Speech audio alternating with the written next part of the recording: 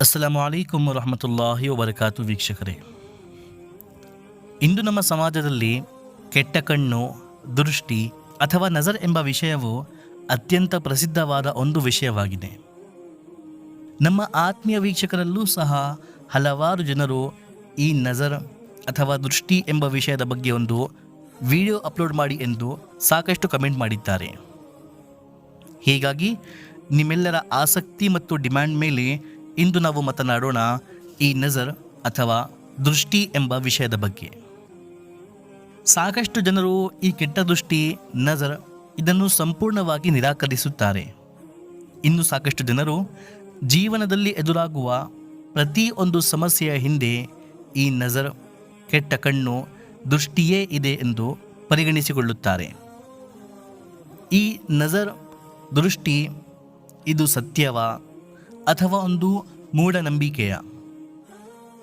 ಇದು ಸತ್ಯವಾಗಿದ್ದರೆ ಎಷ್ಟು ಪ್ರಭಾವಿತವಾಗಿರುತ್ತದೆ?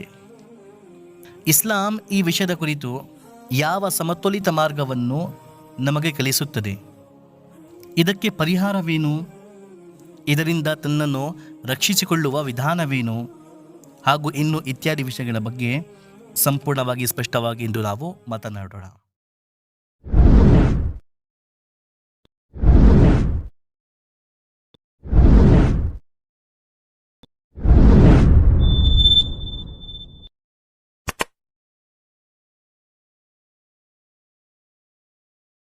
ನಜರ್, ಕೆಟ್ಟ ಕಣ್ಣು ಅಥವಾ ದೃಷ್ಟಿ ಇದು ಇಸ್ಲಾಮಿನಲ್ಲಿ ಒಂದು ನಿರ್ವಿವಾದ ಸತ್ಯ. ನಮ್ಮ ಪ್ರಿಯ ಪ್ರವಾದಿ ಮುಹಮ್ಮದ್ ಸಲ್ಲಲ್ಲಾಹು ಅಲೈಹಿ ವಸಲ್ಲಂ ರವರು ಹೇಳುತ್ತಾರೆ, ಅಲ್ ಐನು ಹಕ್ಕುನ್. ನಜರ್ ಅರ್ಥಾತ್ ದೃಷ್ಟಿ ಸತ್ಯವಾಗಿದೆ. ಈ ಒಂದೇ ಹದೀಸ್ ಸಾಕಾಗಿದೆ ದೃಷ್ಟಿಯ ಅಸ್ತಿತ್ವವನ್ನು ದೃಢವಾಗಿ ಸಾಬೀತುಪಡಿಸಲು. ಆದರೆ ನಮಗೆ ಇನ್ನೂ ಪುರಾವೆಗಳು ಸಿಗುತ್ತವೆ. ಇನ್ನೊಂದು ಹದೀಸಿನಲ್ಲಿ ನಮ್ಮ ಪ್ರಿಯ ಪ್ರವಾದಿ ಮುಹಮ್ಮದ್ ಸಲ್ಲಲ್ಲಾಹು ಅಲೈಹಿ ವಸಲ್ಲಂ ರವರು ಹೇಳುತ್ತಾರೆ, ಲೌ ಕಾನ ಶೈಉನ್ ಸಾಬಿಕುಲ್ ಕದರ್ ಲಸಬಕತುಹುಲ್ ಐನ್. ಅಲ್ಲಾಹನ ತೀರ್ಪನ್ನು, ಅಲ್ಲಾಹನು ಬರೆದಿರುವ ವಿಧಿಯನ್ನು ಮೀರಬಲ್ಲ ಯಾವುದಾದರೂ ವಸ್ತು ಇದ್ದಿದ್ದರೆ ಅದು ಈ ದೃಷ್ಟಿ ಅರ್ಥಾತ್ ಈ ನಜರ್ ಆಗಿರುತ್ತಿತ್ತು. ಯಾಕೂಬ್ ಅಲೈಹಿಸ್ಸಲಾಂ ರವರ ಜೀವನದಲ್ಲಿ ನಡೆದ ಒಂದು ಘಟನೆಯ ಮುಖಾಂತರ ಕುರ್ಆನ್ ನಮಗೆ ನಜರ್ ಅರ್ಥಾತ್ ದೃಷ್ಟಿಯ ಬಗ್ಗೆ ಒಂದು ಅಮೂಲ್ಯವಾದ ಪಾಠವನ್ನು ಕಲಿಸುತ್ತದೆ. ಅದೇನೆಂದರೆ, ಅವರ ಕಾಲದಲ್ಲಿ ಒಮ್ಮೆ ಭೀಕರ ಬರಗಾಲ ಉಂಟಾದಾಗ ಯಾಕೂಬ್ ಅಲೈಹಿಸ್ಸಲಾಂ ರವರ ಮಗರು ಆಹಾರಕ್ಕಾಗಿ ಈಜಿಪ್ಟ್ಗೆ ಹೋಗಬೇಕಾಯಿತು.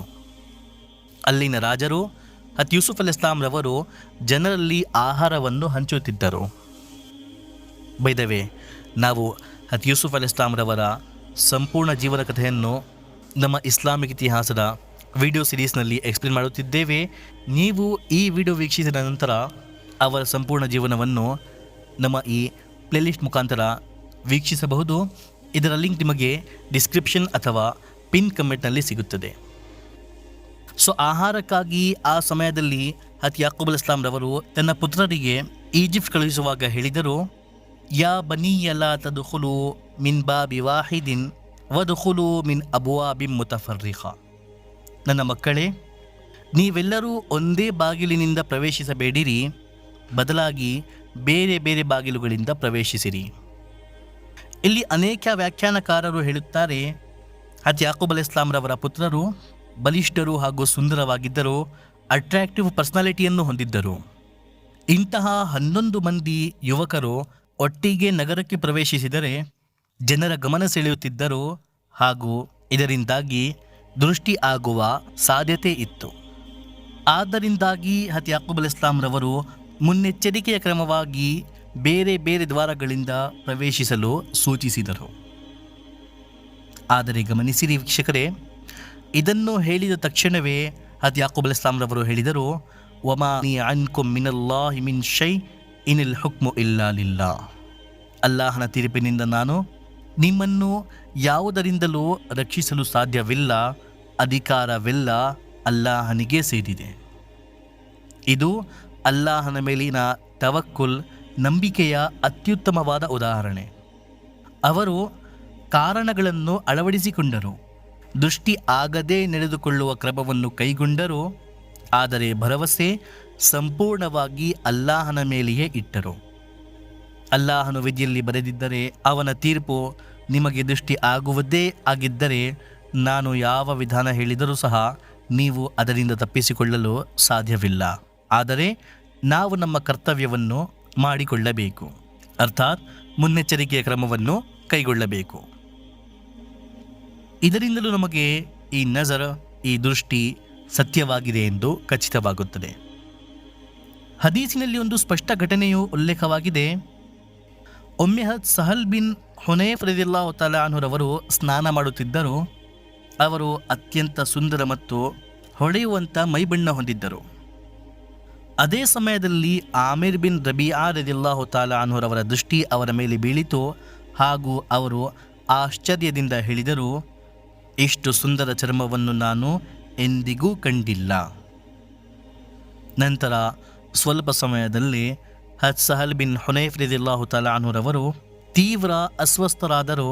ಅವರ ಆರೋಗ್ಯ ಹದಗೆಟ್ಟು ನೆಲಕ್ಕುರುಳಿದರು. ಸಹಾಬರವರು ತಕ್ಷಣ ಈ ಸಂಪೂರ್ಣ ವಿಷಯವನ್ನು ನಮ್ಮ ಪ್ರಿಯ ಪ್ರವಾದಿ ಮುಹಮ್ಮದ್ ಸಲ್ಲಲ್ಲಾಹು ಅಲೈಹಿ ವಸಲ್ಲಂ ರವರಿಗೆ ತಿಳಿಸಿದರು. ನಮ್ಮ ಪ್ರಿಯ ಪ್ರವಾದಿ ಮುಹಮ್ಮದ್ ಸಲ್ಲಲ್ಲಾಹು ಅಲೈಹಿ ವಸಲ್ಲಂ ರವರು ಹೇಳಿದರು, ಅವರಿಗೆ ದೃಷ್ಟಿಯಾಗಿದೆ. ನೀವು ಯಾರನ್ನು ಅನುಮಾನಿಸುತ್ತೀರಾ? ಸಹಾಬರವರು ಹೇಳಿದರು, ಆಮಿರ್ ಬಿನ್ ರಬಿಯಾ. ನಮ್ಮ ಪ್ರಿಯ ಪ್ರವಾದಿ ಮುಹಮ್ಮದ್ ಸಲ್ಲಲ್ಲಾಹು ಅಲೈಹಿ ವಸಲ್ಲಂ ರವರು ಆಮಿರ್ ಬಿನ್ ರಬಿಯಾ ರದಿಯಲ್ಲಾಹು ತಆಲಾ ಅನ್ಹುರವರನ್ನು ಕರೆಸಿದರು ಹಾಗೂ ಹೇಳಿದರು, ನಿಮ್ಮಲ್ಲಿ ಒಬ್ಬನು ತನ್ನ ಸಹೋದರನನ್ನು ಏಕೆ ಕೊಲ್ಲಲು ಹೊರಟಿದ್ದಾನೆ? ಅವನಲ್ಲಿ ನಿಮಗೆ ಇಷ್ಟವಾದುದನ್ನು ಕಂಡಾಗ ಅವನಿಗಾಗಿ ಬರಕತಿನ ಆಶೀರ್ವಾದದ ದುವಾ ಮಾಡಲಿಲ್ಲವೇ? ನಂತರ ನಮ್ಮ ಪ್ರಿಯ ಪ್ರವಾದಿ ಮುಹಮ್ಮದ್ ಸಲ್ಲಲ್ಲಾಹು ಅಲೈಹಿ ವಸಲ್ಲಂ ರವರು ಆಮಿರ್ ಬಿನ್ ರಬಿಯಾ ರದಿಯಲ್ಲಾಹು ತಆಲಾ ಅನ್ಹುರವರಿಗೆ ವಜೂ ಮಾಡುವ ಆದೇಶ ನೀಡಿದರು ಹಾಗೂ ಆ ನೀರನ್ನು ಒಂದು ಪಾತ್ರೆಯಲ್ಲಿ ಸಂಗ್ರಹಿಸಲಾಯಿತು. ನಂತರ ಆ ನೀರನ್ನು ಸಹಲ್ ಬಿನ್ ಹುನೈಫ್ ರದಿಯಲ್ಲಾಹು ತಆಲಾ ಅನ್ಹುರವರ ತಲೆಯ ಮೇಲೆ ಮತ್ತು ಹಿಂಬದಿಯಿಂದ ಸುರಿಯಲಾಯಿತು. ನಂತರ ಅವರು ಸಂಪೂರ್ಣವಾಗಿ ಗುಣಮುಖರಾದರು. ಹದೀಸಿನಲ್ಲಿ ಉಲ್ಲೇಖಿಸಿದೆ, ಅವರು ಆರೋಗ್ಯವಂತ ವ್ಯಕ್ತಿಯಂತೆ ಜನರೊಂದಿಗೆ ಎದ್ದು ನಡೆಯಲು ಆರಂಭಿಸಿದರು. ವೀಕ್ಷಕರೇ, ಈ ಎಲ್ಲ ಪುರಾವೆಗಳಿಂದ ನಮಗೆ ಖಚಿತವಾಗಿ ತಿಳಿಯುತ್ತದೆ, ನಜರ್, ದೃಷ್ಟಿ, ಕೆಟ್ಟ ಕಣ್ಣು ಇದು ಸತ್ಯ. ಇದೊಂದು ಮೂಢನಂಬಿಕೆಯಲ್ಲ. ಕೆಲವೊಮ್ಮೆ ಸೌಂದರ್ಯ, ಸುಂದರ ಧ್ವನಿ, ಬಲಿಷ್ಠತೆ, ಸುಂದರ ನಡವಳಿಕೆ, ಆರ್ಥಿಕ ಅಭಿವೃದ್ಧಿ ಮತ್ತು ಸುಂದರ ವಸ್ತುಗಳಿಗೆ ನಜರ್, ಕೆಟ್ಟ ಕಣ್ಣು, ದೃಷ್ಟಿ ಆಗುತ್ತದೆ. ಹಾಗೂ ನಾವು ಇದನ್ನು ನಿರ್ಲಕ್ಷಿಸಿದರೆ, ಇದರ ಪರಿಹಾರದ ಕಡೆ ನಾವು ಗಮನ ವಹಿಸದೇ ಇದ್ದರೆ ಇದರ ಪರಿಣಾಮ ಎಷ್ಟು ಗಂಭೀರವಾಗಿರುತ್ತದೆ ಎಂಬುವ ಮಾತು ಸಹ ನಮಗೆ ಈ ಹದೀಸಿನಿಂದ ತಿಳಿಯುತ್ತದೆ. ನಮ್ಮ ಪ್ರಿಯ ಪ್ರವಾದಿ ಮುಹಮ್ಮದ್ ಸಲ್ಲಲ್ಲಾಹು ಅಲೈಹಿ ವಸಲ್ಲಂ ರವರು ಹೇಳಿದರು, ಏಕೆ ನಿಮ್ಮಲ್ಲಿ ಒಬ್ಬನು ತನ್ನ ಸಹೋದರನನ್ನು ಕೊಲ್ಲಲು ಹೊರಟಿದ್ದಾನೆ? ಅರ್ಥಾತ್ ನಜರ್, ಈ ದೃಷ್ಟಿಯ ಪರಿಣಾಮವಾಗಿ ನಮ್ಮ ಪ್ರಾಣಕ್ಕೂ ಸಹ ಅಪಾಯ ಉಂಟಾಗುತ್ತದೆ, ನಾವು ಇದರ ಪರಿಹಾರ ಹುಡುಕದೆ ನಿರ್ಲಕ್ಷ್ಯ ಮಾಡಿಕೊಂಡರೆ. ನಮ್ಮ ಪ್ರಿಯ ಪ್ರವಾದಿ ಮುಹಮ್ಮದ್ ಸಲ್ಲಲ್ಲಾಹು ಅಲೈಹಿ ವಸಲ್ಲಂ ರವರು ಇನ್ನೊಂದು ಹದೀಸಿನಲ್ಲಿ ಹೇಳಿದ್ದಾರೆ. ಈ ಹದೀಸಿನ ಸನದಿನಲ್ಲಿ ವಿದ್ವಾಂಸರ ಭಿನ್ನಾಭಿಪ್ರಾಯ ಉಂಟು. ಅಲ್ ಐನು ತದ್ಖುಲುಲ್ ಖಬರ್ ವ ತದ್ಖುಲುಲ್ ಜಮಲಲ್ ಕದರ್. ದೃಷ್ಟಿ ಮನುಷ್ಯನನ್ನು ಸಮಾಧಿಯವರೆಗೆ ಹಾಗೂ ಒಂಟೆಯನ್ನು ಅಡುಗೆ ಪಾತ್ರೆಯವರೆಗೆ ತಲುಪಿಸಬಹುದು. ಇದರಿಂದ ತಿಳಿಯುತ್ತದೆ, ದೃಷ್ಟಿಯ ಪರಿಣಾಮ ಕೆಲವೊಮ್ಮೆ ಬಹಳ ಗಂಭೀರವಾಗಿರುತ್ತದೆ.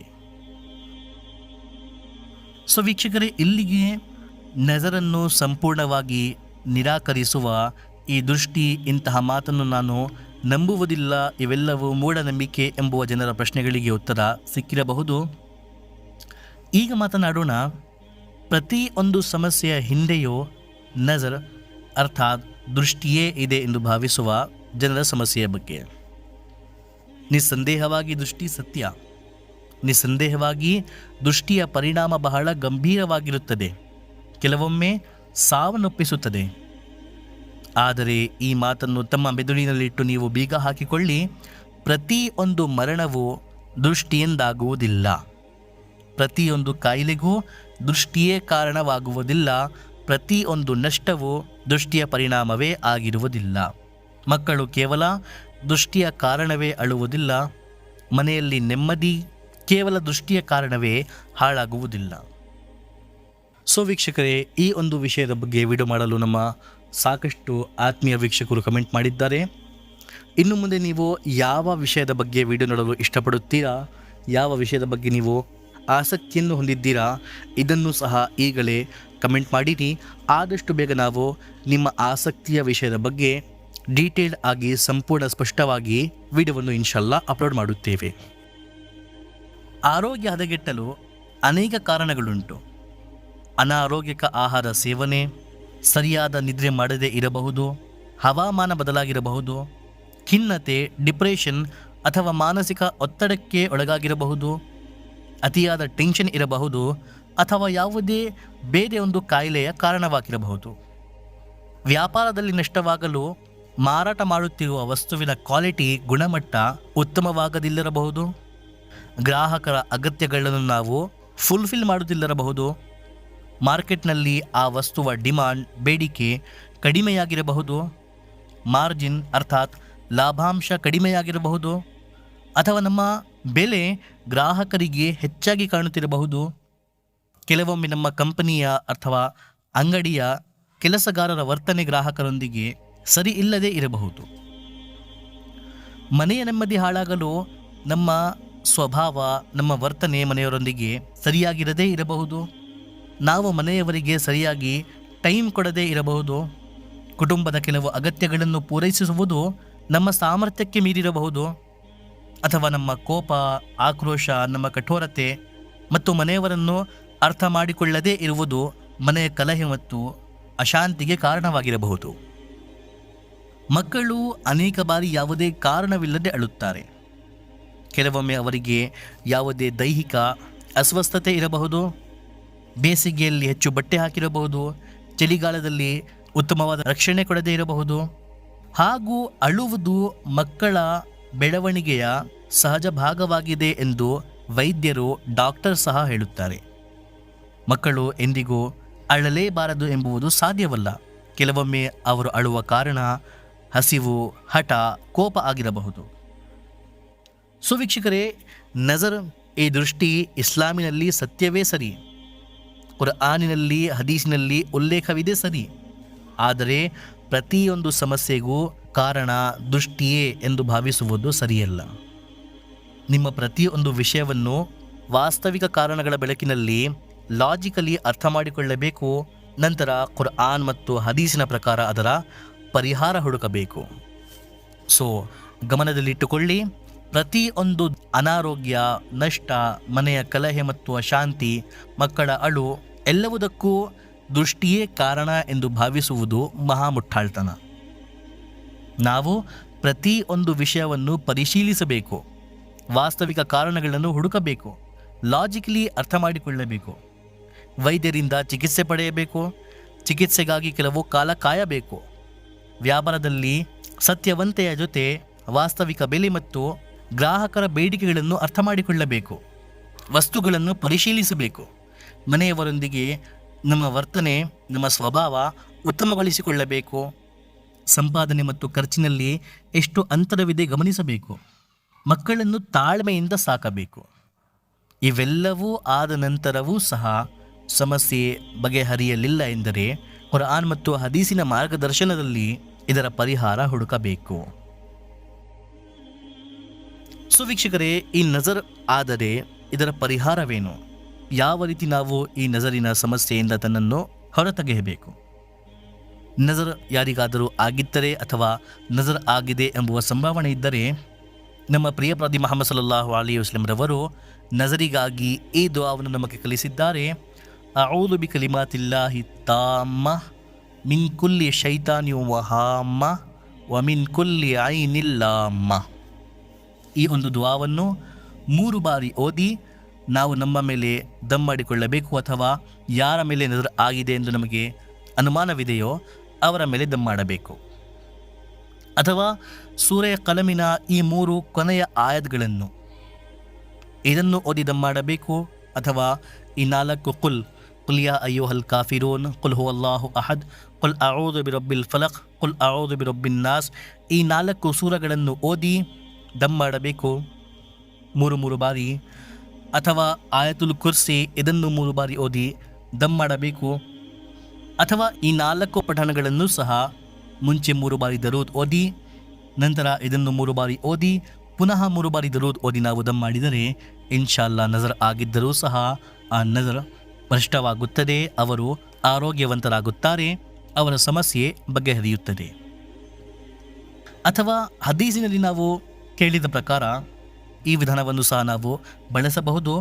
ಅದೇನೆಂದರೆ, ಯಾರ ಮೇಲೆ ನಿಮಗೆ ಅನುಮಾನವಿದೆಯೋ, ಇವರದೇ ನಜರ್ ನನಗೆ ಆಗಿದೆ ಅಥವಾ ನನ್ನ ಮಕ್ಕಳಿಗಾಗಿದೆ, ನನ್ನ ವ್ಯಾಪಾರಕ್ಕಾಗಿದೆ ಎಂದು ಯಾರ ಮೇಲೆ ಅನುಮಾನವಿದೆಯೋ ಅವರಿಂದ ವಜು ಮಾಡಿಸಿ ಆ ನೀರನ್ನು ಸಂಗ್ರಹಿಸಿ ನಮ್ಮ ತಲೆಯ ಮೇಲೆ, ನಮ್ಮ ಮೈ ಮೇಲೆ ಅದನ್ನು, ಅಥವಾ ಯಾರಿಗೆ ನಜರ್ ಆಗಿದೆಯೋ ಅವರ ತಲೆಯ ಮೇಲೆ, ಅವರ ಮೈ ಮೇಲೆ ನಾವು ಸುರಿಯಬೇಕು. ಇನ್ಶಾಲ್ಲಾ ಈ ಮೂಲಕ ನಜರ್ ಆಗಿದ್ದರೆ ಅದು ಭ್ರಷ್ಟವಾಗುತ್ತದೆ ಹಾಗೂ ನಮಗೆ ಪರಿಹಾರ ಸಿಕ್ಕೇ ಸಿಗುತ್ತದೆ. ಇದಾಗಿತ್ತು ನಮಗೆ ನಜರ್ ಆದರೆ ನಾವು ಯಾವ ರೀತಿ ಇದರಿಂದ ಹೊರತೆಗೆಯಬೇಕು. ಈಗ ನಜರ್ ಆಗುವ ಮುನ್ನವೇ ತನ್ನನ್ನು ಕಾಪಾಡಿಕೊಳ್ಳಬೇಕು. ನಮಗೆ ನಜರ್ ಆಗದೇ ನಾವು ಇರಬೇಕೆಂದರೆ ನಾವು ಏನನ್ನು ಮಾಡಬೇಕು? ಇದಕ್ಕಾಗಿ ನಾವು ಬೆಳಿಗ್ಗೆ ಸಂಜೆಯ ನಮ್ಮ ಅಜ್ಕಾರ್ ದುಆಗಳನ್ನು ನಾವು ಕಡ್ಡಾಯವಾಗಿ ಓದಬೇಕು. ಉದಾಹರಣೆಗೆ ಬೆಳಿಗ್ಗೆ ಸ್ಪೆಷಲಿ ಈ ದುಆ, ಅಔದು ಬಿಕಲಿಮಾತಿಲ್ಲಾಹಿ ತಾಮ್ಮಾತಿ ಕುಲ್ಲಿಹಾ ಮಿನ್ ಶರ್ರಿ ಮಾ ಖಲಕ್, ಬಿಸ್ಮಿಲ್ಲಾಹಿಲ್ಲದಿ ಲಾ ಯದುರ್ರು ಮಾ ಇಸ್ಮಿಹಿ ಶೈಉನ್ ಫಿಲ್ ಅರ್ದಿ ವಲಾ ಫಿಸ್ ಸಮಾಇ ವಹುವಸ್ ಸಮೀಉಲ್ ಅಲೀಮ್. ಈ ದುಆವನ್ನು 3 ಬಾರಿ ಬೆಳಿಗ್ಗೆ, 3 ಬಾರಿ ಸಂಜೆ ಓದಿ ನಮ್ಮ ಮೇಲೆ ದಮ್ ಮಾಡಿಕೊಳ್ಳಬೇಕು. ಅಥವಾ 4 ಕುಲ್ ಬೆಳಿಗ್ಗೆ 3 ಬಾರಿ, ಸಂಜೆ 3 ಬಾರಿ, ಆಯತುಲ್ ಕುರ್ಸಿ ಬೆಳಿಗ್ಗೆ 3 ಬಾರಿ, ಸಂಜೆ 3 ಬಾರಿ, ಅಥವಾ ಸೂರೆ ಬಕರಾದ ಕೊನೆಯ ಒಂದು ರುಕು ಇದನ್ನು ಬೆಳಿಗ್ಗೆ 3 ಬಾರಿ, ಸಂಜೆ 3 ಬಾರಿ ನಾವು ಓದಿಕೊಂಡರೆ ಇನ್ಶಾಲ್ಲಾ ನಮಗೆ ನಜರ್ ಆಗುವುದಿಲ್ಲ. ಈ ಮಾತನ್ನು ಸಹ ನಮ್ಮ ಮೆದುಳಿನಲ್ಲಿ ಇಟ್ಟುಕೊಳ್ಳಬೇಕು. ಹದ್ ಯಾಕೂಬ್ ಅಲೈಹಿಸ್ಸಲಾಂ ರವರು ಹೇಳಿದಂತೆ, ನಜರ್ ಆಗುವುದು ನಮ್ಮ ವಿಧಿಯಲ್ಲಿ ಇದ್ದರೆ ನಮಗೆ ಆಗೇ ಆಗುತ್ತದೆ. ನಾವು ಅಲ್ಲಾಹನ ತೀರ್ಪನ್ನು ಮೀರಲು ಸಾಧ್ಯವಿಲ್ಲ. ನಮ್ಮ ಪ್ರಿಯ ಪ್ರವಾದಿ ಮುಹಮ್ಮದ್ ಸಲ್ಲಲ್ಲಾಹು ಅಲೈಹಿ ವಸಲ್ಲಂ ರವರು ಸ್ವಯಂ ಹೇಳಿದ್ದಾರೆ, ನಜರ್ ಎಷ್ಟು ಗಂಭೀರವಾಗಿದೆ ಎಂದರೆ ಅಲ್ಲಾಹನ ತೀರ್ಪನ್ನು, ಅಲ್ಲಾಹನು ಬರೆದಿರುವ ವಿಧಿಯನ್ನು ಮೀರುವ ಯಾವುದೇ ಒಂದು ವಸ್ತು ಇರುತ್ತಿದ್ದರೆ ಅದು ನಜರೇ ಆಗಿರುತ್ತಿತ್ತು. ಆದರೆ ಅದು ಸಹ ಮೀರುವುದಿಲ್ಲ. ಅರ್ಥಾತ್ ಅಲ್ಲಾಹನು ನಮ್ಮ ವಿಧಿಯಲ್ಲಿ ಬರೆದಿದ್ದರೆ ನಮಗೆ ಆಗೇ ಆಗುತ್ತದೆ. ಆದರೆ ನಾವು ಅದರ ಪರಿಹಾರ ಹುಡುಕಿಕೊಳ್ಳಬೇಕು ಮತ್ತು ನಮ್ಮ ವಿಧಿ ಮತ್ತು ಅಲ್ಲಾಹನ ತೀರ್ಪಿನ ಮೇಲೆ ಸಮಾಧಾನವಾಗಿ ತಾಳ್ಮೆಯಿಂದ ನಾವು ಅದನ್ನು ಸ್ವೀಕರಿಸಿಕೊಳ್ಳಬೇಕು. ನಮ್ಮ ವೀಕ್ಷಕರಿಂದ ಇನ್ನೊಂದು ವಿನಂತಿ, ಈ ವಿಡಿಯೋ ನಿಮಗೆ ಇಷ್ಟವಾಗುತ್ತಿದ್ದರೆ, ಈ ವಿಡಿಯೋ ನಿಮಗೆ ಸ್ವಲ್ಪವೂ ಉಪಯುಕ್ತ ಎಂದು ಕಾಣಿಕೊಂಡರೆ ಆದಷ್ಟು ಈ ವಿಡಿಯೋವನ್ನು ಶೇರ್ ಮಾಡಿರಿ, ನಮ್ಮ ಚಾನಲನ್ನು ಸಬ್ಸ್ಕ್ರೈಬ್ ಮಾಡಿರಿ ಹಾಗೂ ಈ ವಿಡಿಯೋವನ್ನು ಲೈಕ್ ಮಾಡಿರಿ. ನೀವು ನೋಡಬಹುದು, ನಮ್ಮ ವೀಕ್ಷಕರಲ್ಲಿ ಬಹುಭಾಗ ಜನರು ನಮ್ಮ ಚಾನಲನ್ನು ಸಬ್ಸ್ಕ್ರೈಬ್ ಮಾಡದೇ ನೋಡುತ್ತಿದ್ದಾರೆ. ಹಾಗೂ ಬಹುಮುಖ್ಯವಾಗಿ ವೀಕ್ಷಕರೇ, ನಮಗೆ ನಜರ್ ಆಗಬಾರದು, ನಮಗೆ ದೃಷ್ಟಿ ತಾಗಬಾರದೆಂದರೆ ನಾವು ಶೋ ಆಫ್ ಮಾಡಬಾರದು. ಅಲ್ಲಾಹನು ನಮಗೆ ನೀಡಿರುವ ನೇಮತ್ಗಳನ್ನು, ಅನುಗ್ರಹಗಳನ್ನು, ಉಡುಗೊರೆಗಳನ್ನು ಅನಗತ್ಯವಾಗಿ ಪ್ರದರ್ಶಿಸುವುದು, ಶೋ ಆಫ್ ಮಾಡುವುದು ಸರಿಯಲ್ಲ. ಪ್ರತಿಯೊಂದು ವಿಷಯವನ್ನು ಜನರಿಗೆ ತೋರಿಸಬೇಕೆಂಬ ಅಗತ್ಯವಿಲ್ಲ. ವಿನಯ ಮತ್ತು ಸರಳತೆ ಮುಸಲ್ಮಾನರ ಗುಣವಾಗಿದೆ. ಅಗತ್ಯವಿಲ್ಲದೆ ತನ್ನ ಸೌಂದರ್ಯ, ಸಂಪತ್ತು, ಮನೆ, ವಾಹನ, ಮಕ್ಕಳನ್ನು ಅಥವಾ ಇತರೆ ಅನುಗ್ರಹಗಳನ್ನು ಅತಿಯಾಗಿ ಪ್ರದರ್ಶಿಸುವುದು ಕೆಲವೊಮ್ಮೆ ಜನರ ಆಸೋಯ ಮತ್ತು ನಜರ್ ಆಗುವ, ದೃಷ್ಟಿಯಾಗುವ ಕಾರಣವಾಗಬಹುದು. ಅಲ್ಲಾಹನು ನೀಡಿರುವ ನೇಮತ್ಗಳ ಬಗ್ಗೆ ಹೇಳುವುದು ಅಥವಾ ಸಂತೋಷವನ್ನು ವ್ಯಕ್ತಪಡಿಸುವುದು ಹರಾಮಲ್ಲ. ಸಮಸ್ಯೆ ಅಹಂಕಾರ, ಜನರಿಗೆ ತೋರಿಸುವ ಉದ್ದೇಶ ಮತ್ತು ಅನಗತ್ಯ ಪ್ರದರ್ಶನದಲ್ಲಿದೆ. ಶೋ ಆಫ್ ಮಾಡುವುದು, ಇವೆಲ್ಲವನ್ನು ಸೋಷಿಯಲ್ ಮೀಡಿಯಾ ಮೇಲೆ ಅಪ್ಲೋಡ್ ಮಾಡುವುದು, ಇವೆಲ್ಲರ ಅಗತ್ಯವೇನು? ಇದರಿಂದಲೇ ಬಹುಶಃ ಯಾರದೋ ದೃಷ್ಟಿ ನಮಗೆ ತಾಗಬಹುದು, ಅಥವಾ ಜನರು ನೋಡಿ ನಮ್ಮ ಬಗ್ಗೆ ಆಸೂಯೆ ಪಡಬಹುದು, ನಮ್ಮ ಕುರಿತು ಅವರ ಮನದಲ್ಲಿ ದ್ವೇಷ, ಕೋಪ, ಆಸೂಯೆ ಹುಟ್ಟಬಹುದು ಹಾಗೂ ಅನೇಕ ಸಮಸ್ಯೆಗಳಿಗೆ ಕಾರಣವಾಗಬಹುದು. ಅದಕ್ಕಾಗಿ ನಾವು ಶೋ ಆಫ್ ಅಗತ್ಯವಿಲ್ಲದೆ ಪ್ರದರ್ಶನ ಮಾಡಬಾರದು. ಇದಾಗಿತ್ತು ತನ್ನನ್ನು ನಜರ್ ಅರ್ಥಾತ್ ದೃಷ್ಟಿಯಿಂದ ಉಳಿಸಿಕೊಳ್ಳುವ ವಿಧಾನ. ಈಗ ಬೇರೆ ಅವರನ್ನು ನಾವು ನಮ್ಮ ದೃಷ್ಟಿಯಿಂದ, ನಮ್ಮ ನಜರ್ನಿಂದ ಹೇಗೆ ಉಳಿಸಿಕೊಳ್ಳಬೇಕು? ಹೌದು ವೀಕ್ಷಕರೇ, ನಮ್ಮ ನಜರ್ ಸಹ, ನಮ್ಮ ದೃಷ್ಟಿಯೂ ಸಹ ಬೇರೆಯವರಿಗೆ ತಾಗಬಹುದು. ಇದು ಸಹಜ. ಒಂದು ಸಹಾಬಿಯ ನಜರ್, ಒಂದು ಸಹಾಬಿಯ ದೃಷ್ಟಿ ಇನ್ನೊಂದು ಸಹಾಬಿಗೆ ತಾಗಿದೆ ಎಂದರೆ ನಾವು ಯಾರು? ಇದು ಯಾವುದೇ ಪಾಪವಲ್ಲ. ಯಾರಿಗೋ ಆಗಿದೆ ಎಂದರೆ ಇದು ನಾಚಿಕೆ ಪಡುವ, ಸಂಕೋಚ ಪಡುವ ಅಥವಾ ಕೀಳರಾಗುವ ಯಾವುದೇ ವಿಷಯವಲ್ಲ. ಹೀಗಾಗಿ ನಾವು ಎಲ್ಲರಿಗೂ ದೃಷ್ಟಿಯು ತಾಗಿಸಬಾರದು. ನಜರ್ ಮಾಡುವ ಉದ್ದೇಶದಿಂದ ಅವರ ಅನುಗ್ರಹಗಳನ್ನು ನೋಡಬಾರದು. ಈಗ ಯಾರಾದರೂ ನಮ್ಮ ಬಳಿ ಬಂದು ಕೇಳಿದರೆ ನಮಗೆ ಅನುಮಾನವಿದೆ, ನಿಮ್ಮದೇ ನಜರ್ ನನ್ನ ಮಕ್ಕಳಿಗೆ ಆಗಿರಬಹುದು, ನನಗೆ ಆಗಿರಬಹುದು, ಅದಕ್ಕಾಗಿ ನಿಮ್ಮ ವಜುವಿನ ನೀರನ್ನು ನೀಡಿರಿ ಎಂದು ನಮ್ಮಿಂದ ಕೇಳಿದರೆ ನಾವು ಯಾವುದೇ ಸಂಕೋಚ ಪಡದೆ, ನಾಚಿಕೆ ಪಡದೆ, ವಿವಾದ ಮಾಡದೆ ಅವರಿಗೆ ನಮ್ಮ ವಜುವಿನ ನೀರನ್ನು ನೀಡಬೇಕು. ಇದೇ ಸಹಜ ಮತ್ತು ಇದೇ ನಮ್ಮ ಕರ್ತವ್ಯ. ಈಗ ನಾವು ಬೇರೆ ಅವರಿಗೆ ನಮ್ಮ ನಜರಿನಿಂದ, ನಮ್ಮ ದೃಷ್ಟಿಯಿಂದ ಹೇಗೆ ಉಳಿಸಬೇಕು? ನಮ್ಮ ಪ್ರಿಯ ಪ್ರದಿ ಮುಹಮ್ಮದ್ ಸಲ್ಲಲ್ಲಾಹು ಅಲೈಹಿ ವಸಲ್ಲಂ ರವರು ಆ ಹದೀಸಿನಲ್ಲಿ ಹೇಳಿದ್ದಾರೆ, ನಿಮಗೆ ನಿಮ್ಮ ಸಹೋದರರಲ್ಲಿ ಯಾವುದಾದರೂ ಇಷ್ಟವಾದದ್ದು ಕಾಣಿಕೊಂಡರೆ ನೀವು ಅವರ ಬರ್ಕತ್ಗಾಗಿ, ಅವರ ಆಶೀರ್ವಾದಕ್ಕಾಗಿ ದುಆ ಮಾಡಿರಿ. ಅರ್ಥಾತ್ ಯಾರಾದರೂ ವ್ಯಕ್ತಿಯಲ್ಲಿ, ಮಗುವಿನಲ್ಲಿ, ಮನೆಯಲ್ಲಿ, ವಾಹನದಲ್ಲಿ, ಆರ್ಥಿಕ ಅಭಿವೃದ್ಧಿಯಲ್ಲಿ ಅಥವಾ ಯಾವುದೇ ಒಂದು ವಸ್ತುವಿನಲ್ಲಿ ನಮಗೆ ಇಷ್ಟವಾಗುವ ಅಥವಾ ಆಶ್ಚರ್ಯ ಹುಟ್ಟಿಸುವ ವಿಷಯವನ್ನು ನಾವು ಕಂಡರೆ ಕೇವಲ ಪ್ರಶಂಸೆ ಮಾಡದೆ ಬರ್ಕತ್ಗಾಗಿ ದುಆ ಮಾಡಬೇಕು.